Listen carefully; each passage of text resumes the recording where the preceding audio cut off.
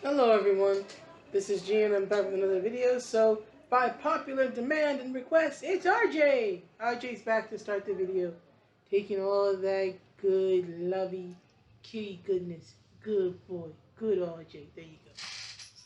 So, I hope everybody is well.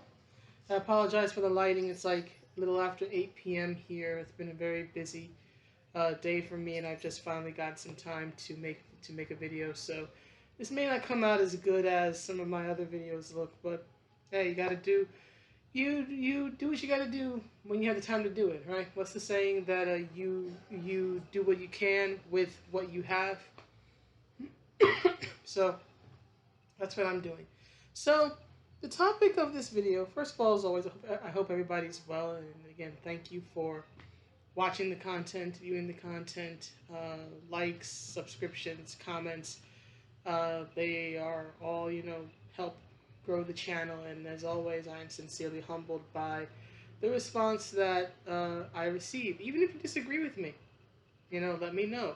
I'm always interested in having respectful debate. We don't always have to see eye to eye, so long as, we conduct ourselves as not jerks, and we don't troll. I got no problem with it. Tell me that I'm wrong all you want. But anyway, um, the point of this video is to express some more of my thoughts on the whole cuties thing and beyond. Just some of the thoughts I've been having ever since this whole thing happened. Now, just to give a brief update on what's going on, at least as far as I know.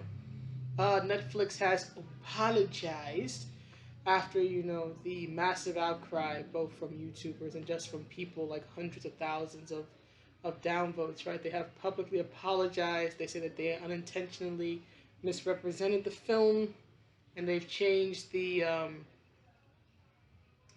cover image, right? And all this stuff. And to me, it's one of those things where it's like I don't believe them. I don't trust in their sincerity. And it's like, well, you are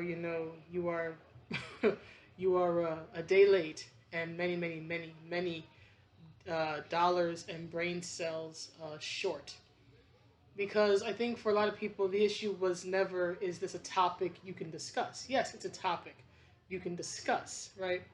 Children, being hypersexualized, being oversexualized, being exposed to hypersexualization in adult interest and attention way too early in life. Yes, that's a topic you can discuss, but you don't do that by literally doing that, hypersexualizing these 11-year-olds, right? And I know some have said, well, the filmmaker is upset, and she didn't intend for the film to be received in this manner. And perhaps it's true that the film itself is actually supposed to be a condemning of hypersexualization of kids, but at the same time, I'm like, why in the world did she create a film that is starring an 11-year-old? Apparently, the lead actress literally was 11. I thought she was a year or two older.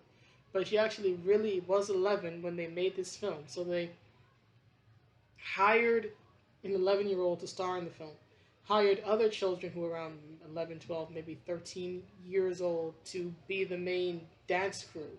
You hired teenage boys to play the boys who are hitting on them. Right, so you got a bunch of teenagers in this film. It stars an 11-year-old girl.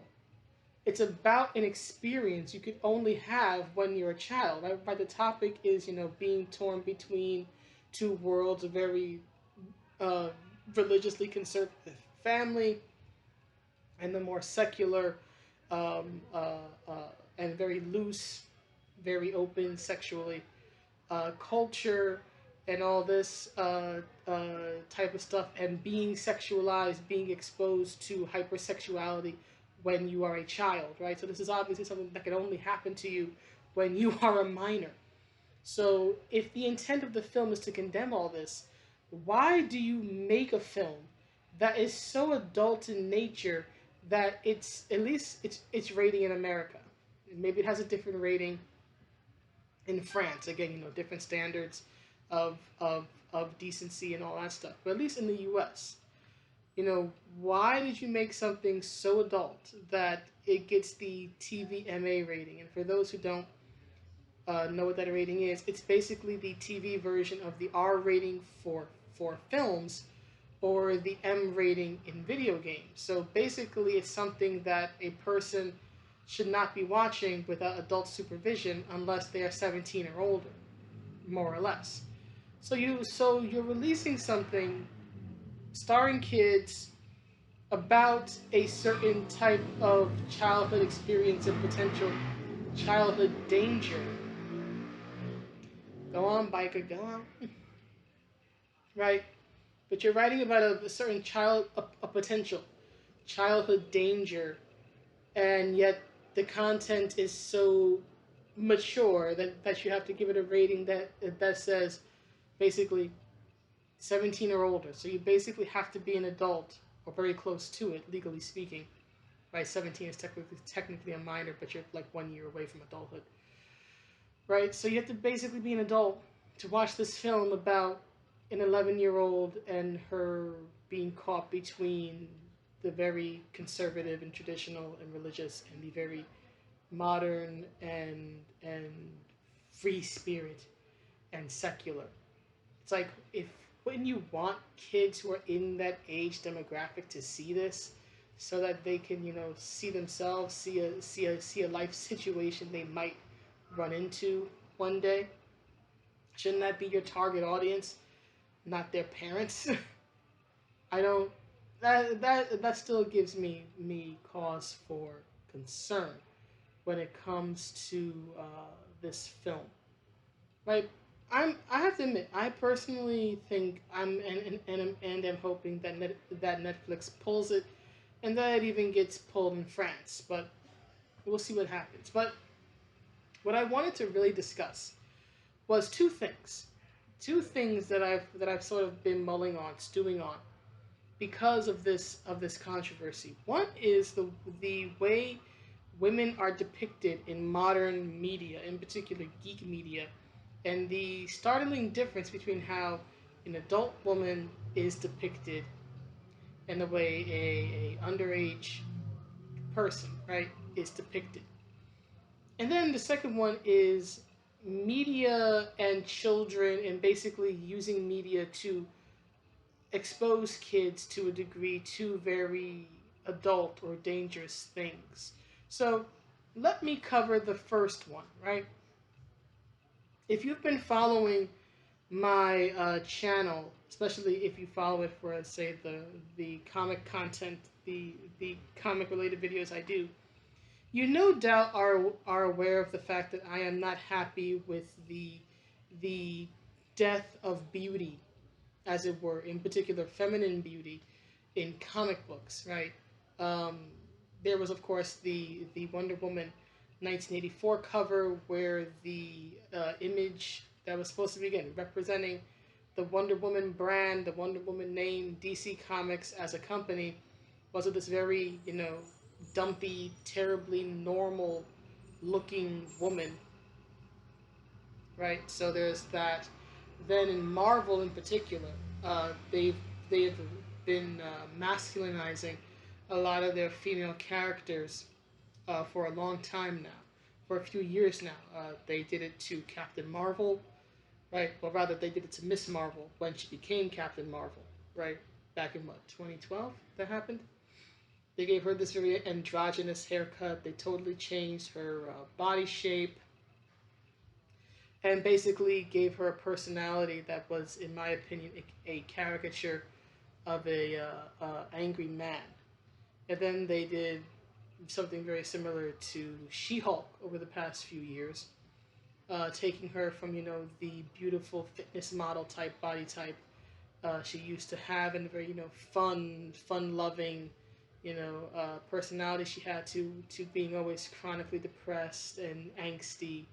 And just visually, they really made her she-bulk. It's just grotesque, to be honest with you. Now she's like uber muscular, and it she's basically more muscular than Hulk himself is. It's truly atrocious, in my opinion. Another example is, of course, back in 2018 when the Netflix Shira series was introduced. They had like promo materials, and right, and many people um, freaked out when they saw the not so feminine and not so strong version of Adora and the She-Ra form, and many people, myself included, said, "Hey, you know what? Why does She-Ra, right, look like an androgynous long-haired boy? And what's up with these shorts and all this other stuff, right?" And the general response to any criticism regarding these depictions of, again, fictional people, but in all these cases, adult women, right, has been met with, at least if you go on Twitter, right, it's been met with a lot of resistance and a lot of insults and accusations of sexism, sexual objectification, and misogyny, especially if you're a man, right? I saw plenty of videos, read plenty of comments and tweets where if a man pointed out why, from an aesthetic viewpoint, the original Shira design, right, was preferable, right, the very a glamazon look was more appropriate from maybe a character design or storytelling perspective. Almost always male commentators who were not in favor of the redesign uh, would be told that they're just thinking with their dongs, and they're just oh, you just want fap material and all these things, right. Their opinions would be dismissed as just, oh, old horny man isn't getting the hot chick that he wants, despite the fact that the vast majority of comments that I saw by men, or at least people who through their screen name gave the impression they were male, were actual, like, le- legit critiques from an artistic perspective, or from a storytelling perspective, or visual narrative, that type of thing.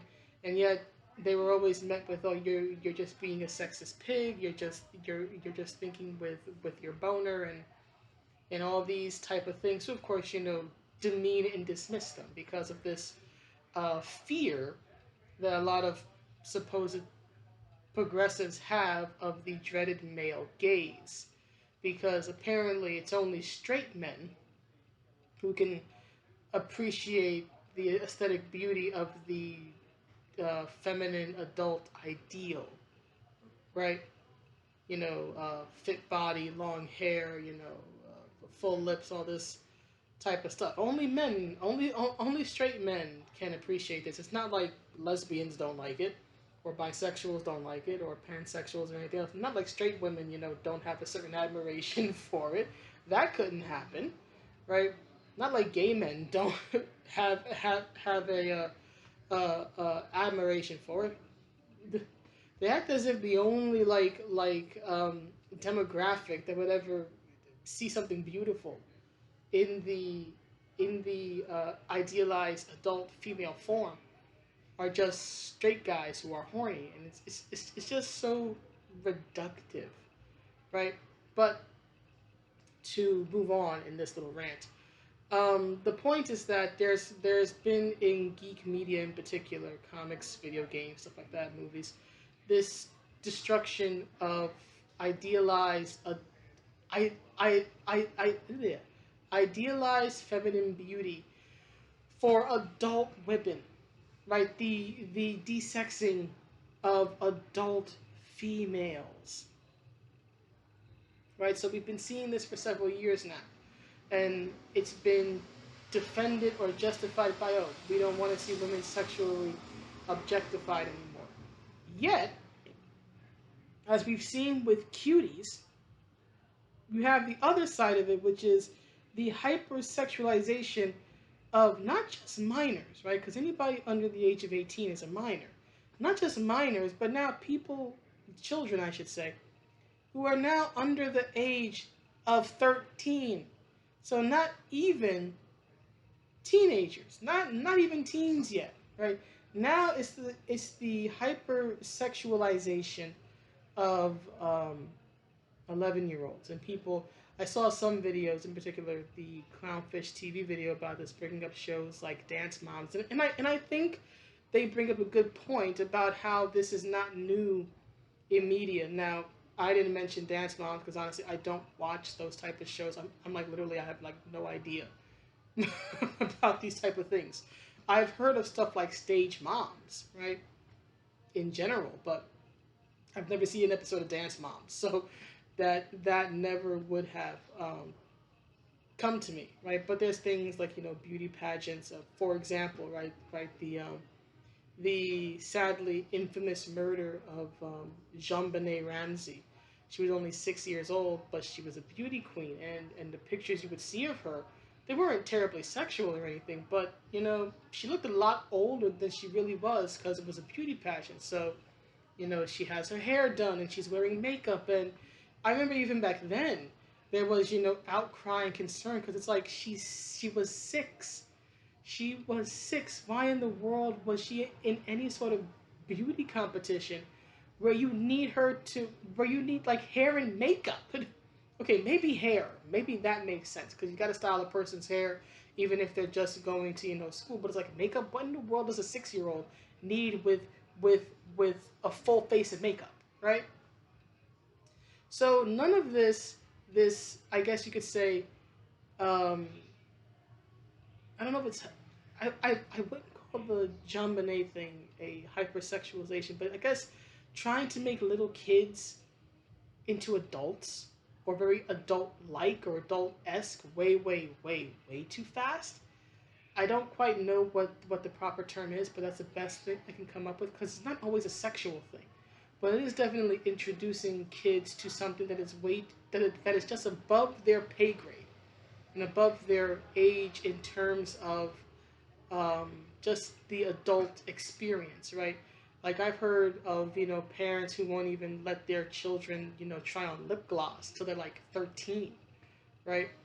And things of that nature. Yet you had a 6-year-old who was a beauty queen wearing a full face of makeup, right? It's that type of stuff, and it's not new to American uh, media, right? And there's always been this very disturbing element to it. So I just find it very interesting how in media, be it geek media and outside of it, you have this tearing down of adult female beauty, right?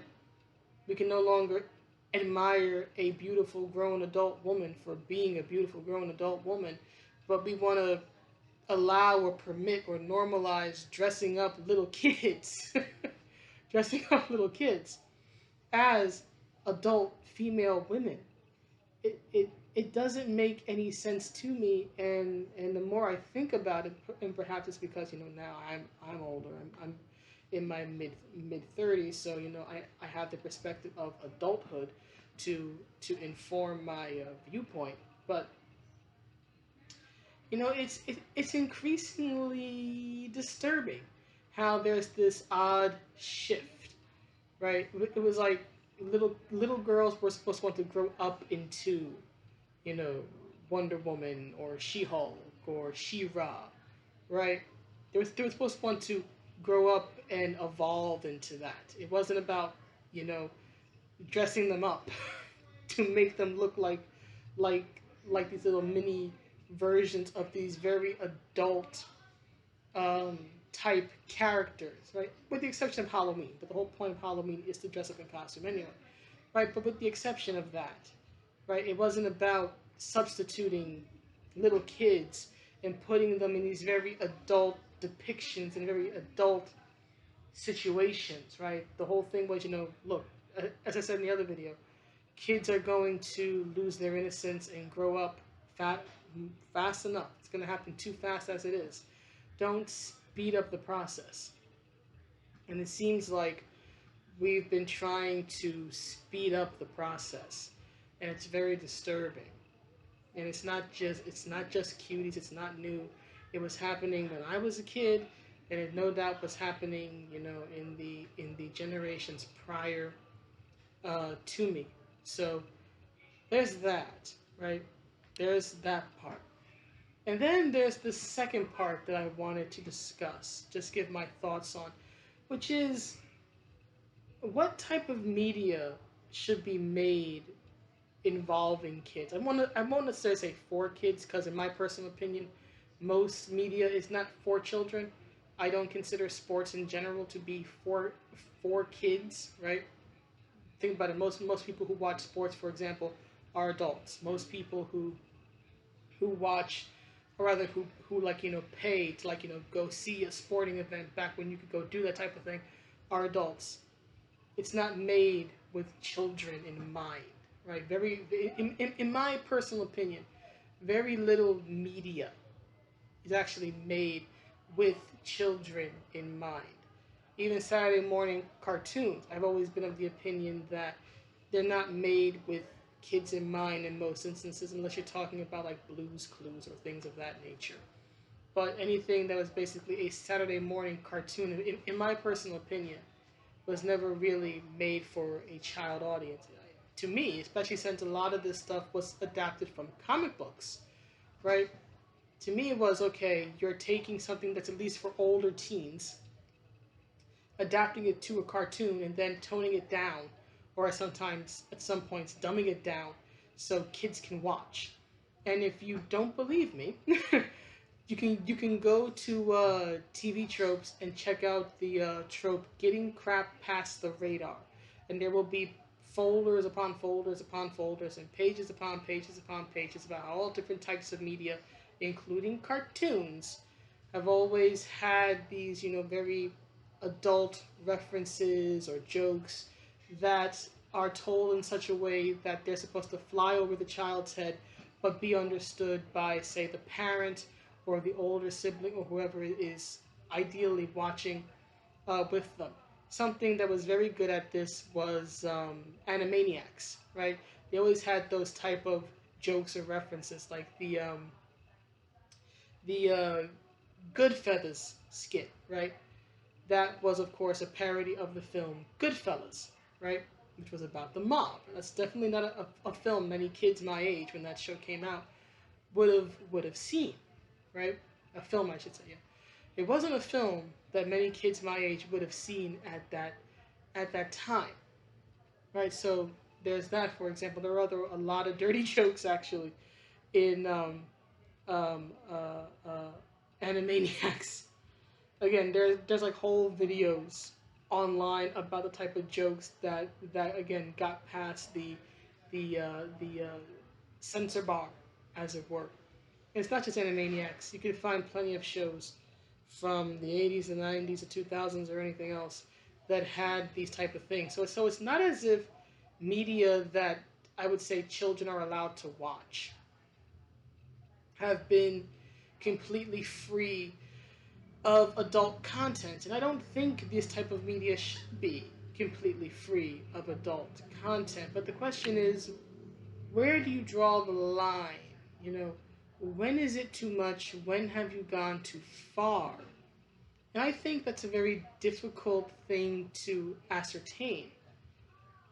And another thing is that I'm not necessarily against the idea of using media, TV, video games, stuff like that, to introduce kids to very adult topics or especially dangers. Like, let me give two examples from my childhood. Although these are not examples involving sex or the sexualization of a child, but they do involve something that is very serious, and is of concern to young people and teenagers even today. Guns, right? We're all aware of the school shootings, of the what was it? Jesus Christ, I can't remember the name. The one in Sandy Hook, right? There was the Sandy Hook one back in 2012, I think. And then there was the one in Florida, I think back in 2018. right? And those and then many others, right? There was Virginia Tech back in '07, right, which was a college. And then of course there's the one that happened in my childhood that sort of defined the '90s and defined a generation, and that was the Columbine shooting, right? Then that happened in 1999. I was 14 years old, right? And at that time, there was people asking why did it happen, right? And people looked at media, right? They looked at Marilyn Manson, they blamed Marilyn Manson. They looked at games like, Doom and Duke Nukem and Mortal Kombat, although that had started in the early 1990s, but still, it came up again, right? So media and violence, right, and in particular gun violence and violence committed in schools have long been an issue. And it's not to say that it started in the 1990s. In fact, the song "I Don't Like Mondays," which I think is a song from like the late '70s or the early '80s, was about a school shooting. A woman shot up the like the playground of like an elementary school, and when she was asked about it, she said, "I did it because I don't like Mondays." Right. So it's not a new thing, but it does seem to have picked up in the 1990s and on, or perhaps we just hear about it more because of the very sensational news cycle. But anyway, my point in all this, my point in bringing up all this is that even prior to 1999 and Columbine High School, there were stories of shootings in the news, and pop media at that time, in particular music videos and cartoons, did touch upon quite graphically, in my opinion, these particular issues of gun safety and gun violence committed by a child. The two examples, at least for me, that stand out in my mind are the song and video, rather the song and the video. Jesus Christ, working the video for the song. There we go. The video for the song "Jeremy" by Pearl Jam, and the episode "Deadly Force" from the cartoon series Gargoyles. Now, for those who may not know about Pearl Jam or don't remember the song or don't know it, Pearl Jam is an alt rock band from Seattle. And like many bands of that time, they sort of came to prominence in the early to mid 1990s. One of Pearl Jam's most famous songs and most infamous songs is the song "Jeremy," which was based on a real life school shooting that Eddie Vedder had read about.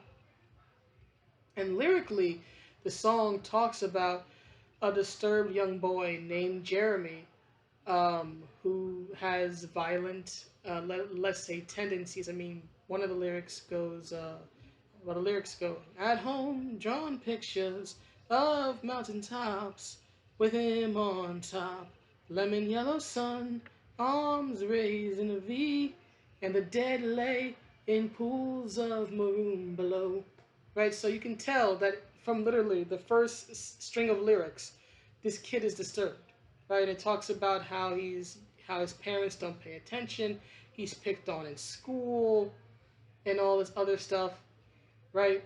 But what the video for the song makes clear, that the lyrics that the song itself kind of leaves very ambiguous, is how Jeremy deals with the bullying in school. He commits, in a sense, a school shooting. If you've ever seen the video, and I'm going to tell you now, if you've never seen it, you can look it up if you want to, but just understand that whichever version of the video you watch, especially the end part where it shows Jeremy in class, it is very, very disturbing. And it doesn't matter whether you watch the uncensored cut or the MTV cut. It is incredibly disturbing. I think it's disturbing in the right way because it sends a message, but regardless, it is incredibly disturbing. So I warn you now, if you have any interest in watching that video, watch it at your own risk, especially the ending sequence when you see exactly how Jeremy spoke in class today. If you remember how the video went, if you're like me, you're around my age and you remember how the video ended, you're probably having flashbacks and freaking out right now. But the way the video ends is that it's in black and white. The ending is shot in black and white, and it shows Jeremy in class. Then you hear a gunshot and you see a splatter of blood across the face of several children, which of course implies that Jeremy shot the class, right? And that was what made the video so controversial. It's scary imagery in general. I mean, Eddie Vedder can look absolutely terrifying, to be honest with you. But it was that ending image that made the video so memorable and so controversial. The uncensored version of it, to my recollection, shows what was cut out. Because remember, that's the MTV edit. What was cut out was the scene where Jeremy takes the gun and puts it in his mouth. He shot himself. Because that's how, if I remember correctly, that's how the real story ended. The boy took a gun, he took his parents' gun or something. He snuck it into school, and when he got into class, he shot himself in the head. I guess that was his way of making a statement. And so the video depicts that. It shows Jeremy taking the gun, putting it in his mouth, and then it cuts to when the blood spatters on the other students. So you can only imagine, because again, this is not a drawing, right? They used real kids to create this scene at the end. So you can imagine just how traumatizing, honestly, that probably was for the kids, especially if they ended up seeing it hopefully years later and seeing exactly, what it looked like, what the finished product looked like.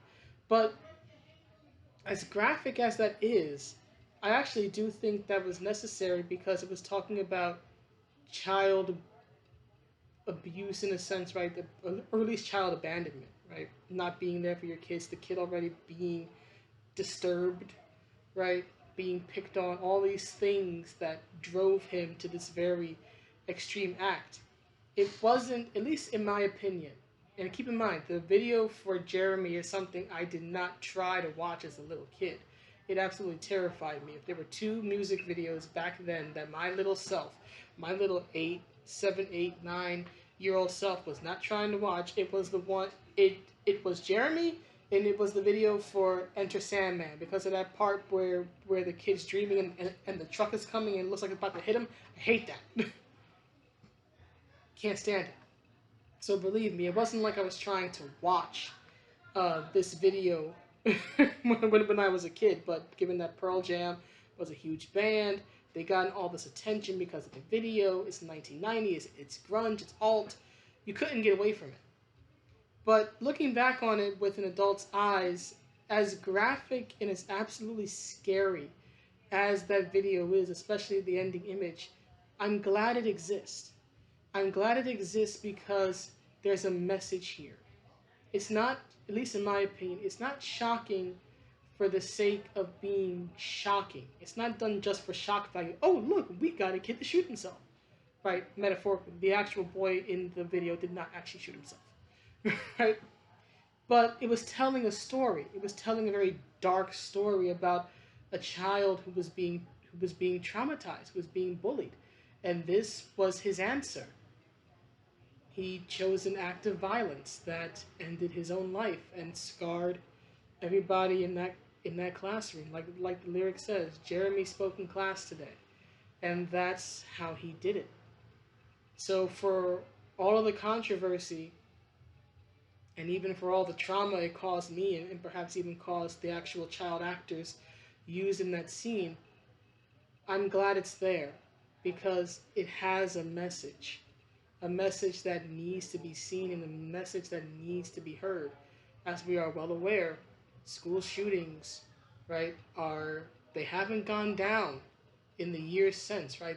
It's not as if people watched it back then and said, oh my God, this is what our children are going through, and started changing. No, we still get school shootings.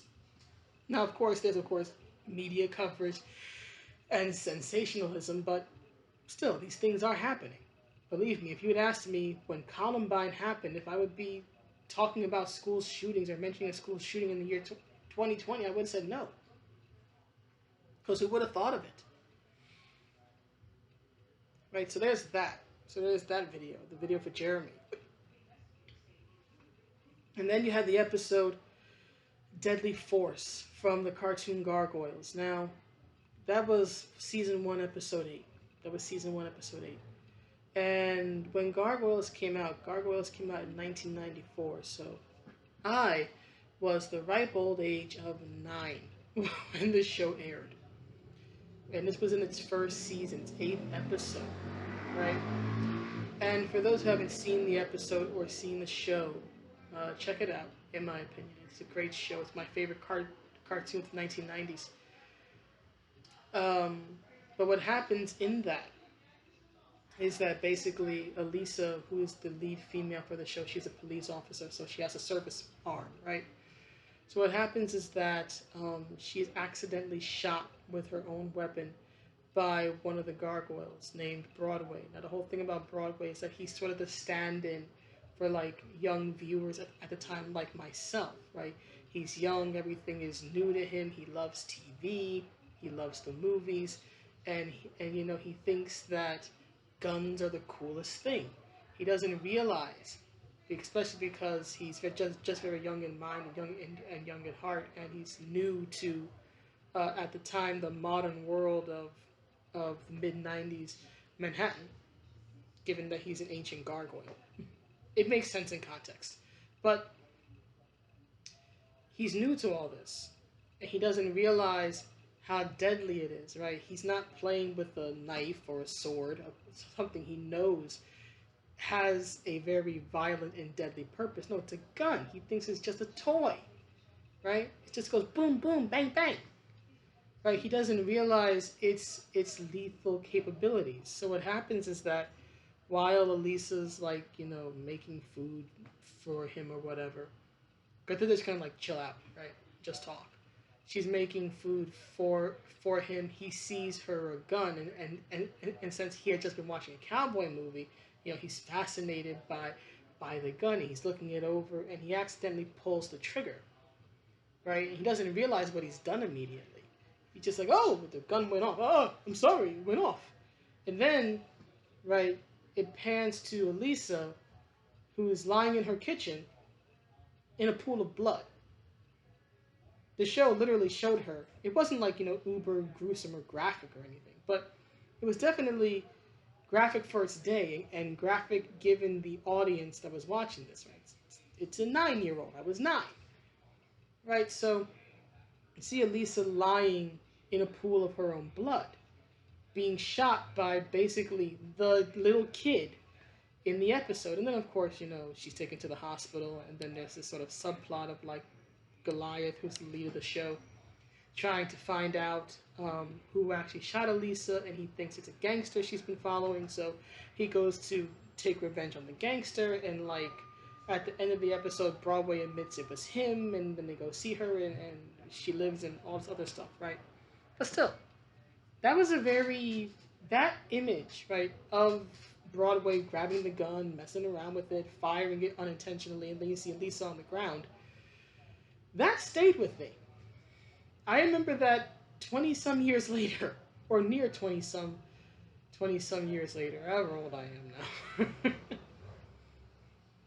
Right, I remember that. And even Greg Weisman, because he did years ago, like 20 years ago, he did like an episode by episode review. And when he got to Deadly Force, he even said that he wanted it to be something that was sort of etched in kids' minds because of the fact that, he was concerned about gun violence and gun safety and children getting their hands on these very dangerous weapons because they're not looked after or secured properly, right? Because he'd heard news stories like, a kid goes into their dad's lockbox, whenever he grabs a gun, accidentally fires, and now they've just shot their father or their brother or accidentally shot themselves or whatever it is.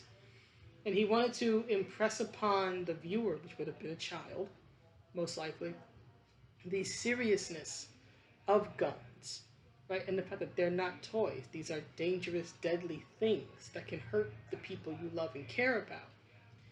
And again, it's one of those things where it was very graphic, right? And very shocking, especially given the fact that it's a cartoon intended, generally speaking, for a child to watch, right? Still had this very adult danger, moment. But again, like the video for Jeremy, I believe that it had its purpose and that it made its statement. And for all of the trauma it may have caused me at that age, I'm glad it's there. I'm glad it's there. To me, there is a difference between using a child or the image of a child to tell a story or to get a certain point or message across that needs to be heard, right? And then fetishizing the issue using a child. Or in the case of Cuties, fetishizing children. If the point of the film is to talk about the dangers of sexually fetishizing children, maybe don't have the trailer feature the hypersexualization of an 11-year-old and her little friends. But anyway, that's the video. Please let me know what you think. I know this went on pretty long. I hope to hear from you all. I hope whether you're having a good day or a good night. Hope you're well, and especially for those who have kids, look after them. Look after them, because you never know what's out there, right? But anyway, uh, good day, night. See you around the next video. Hopefully it won't be 40 some minutes long. Bye.